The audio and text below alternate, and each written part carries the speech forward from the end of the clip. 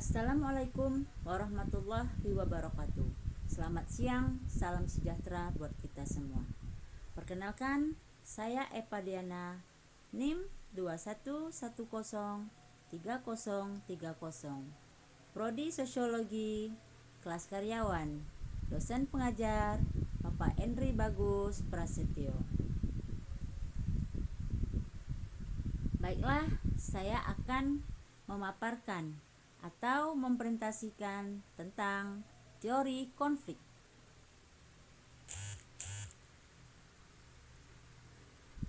Pandangan tentang Max Weber tentang konflik.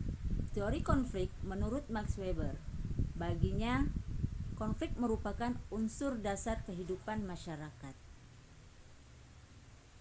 Di dalam masyarakat tentunya memiliki pertentangan dan pertentangan tersebut tidak bisa dilenyapkan dari kehidupan masyarakat. Secara sosiologis, konflik diartikan sebagai suatu proses sosial selang dua orang atau lebih, bisa juga kelompok, di mana salah satu pihak berupaya menyingkirkan pihak pautan dengan menghancurkannya atau menciptakannya tidak berkekuatan. Contoh konflik ini terjadi saat ada benturan kepentingan, keinginan, kebutuhan, tujuan hidup, pendirian, sikap, atau keyakinan antar individu.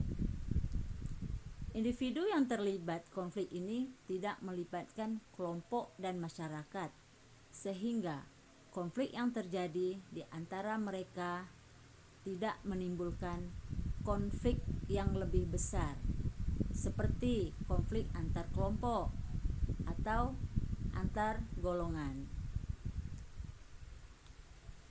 Max Weber juga menyatakan bahwa masalah kehidupan modern dapat dirujuk ke sumber materialnya yang real, misalnya struktur kapitalisme.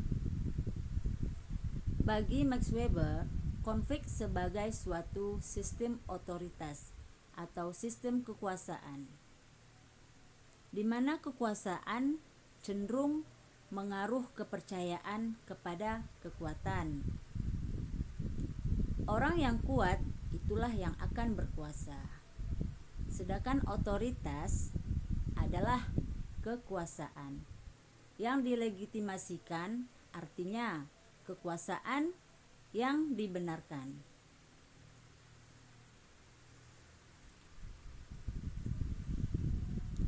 Tindakan manusia itu didorong oleh kepentingan, bukan saja kepentingan material, melainkan juga oleh kepentingan ideal.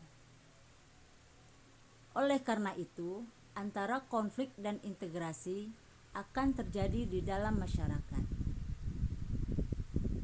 Teori konflik menurut Weber mengakui bahwa konflik dalam merebutkan sumber daya ekonomi merupakan ciri dasar kehidupan sosial. Tetapi ia berpendapat bahwa banyak tipe-tipe konflik lain yang juga terjadi di antara berbagai tipe tersebut. Weber menekankan dua tipe.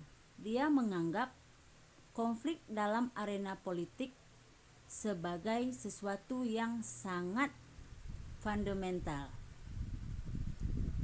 Weber melihat dalam kadar tertentu sebagai tujuan pertentangan untuk memperoleh keuntungan ekonomi, yang artinya pertentangan untuk memperoleh kekuasaan. Tidaklah terbatas hanya pada organisasi politik formal, tetapi juga terjadi dalam setiap tipe kelompok seperti organisasi keagamaan dan pendidikan. Tipe konflik kedua yang seringkali ditekan oleh Weber adalah konflik dalam gagasan dan cita-cita.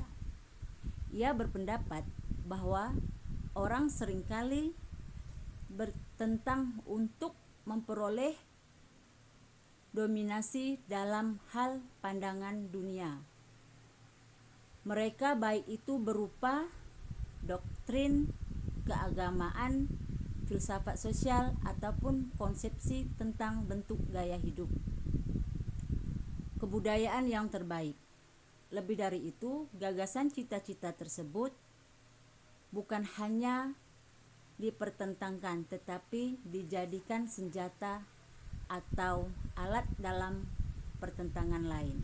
Misalnya, pertentangan politik. Oke, itu saja yang bisa saya sampaikan tentang teori konflik.